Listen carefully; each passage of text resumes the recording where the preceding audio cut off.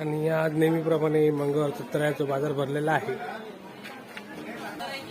आणि तुमच्या आजूबाजूला पण असा आठवडी बाजार नक्कीच असणार. पण माझ्या मनात एक प्रश्न येतो की प्रत्येक बाजारात हजारो लाखो रुपयाची उलाढाल होते आणि या लाखो हजारो रुपयामधला म्हणजे जो फायदा असतो तो लोकल व्यापाऱ्यांना किती होतो हा एक प्रश्न आहेच.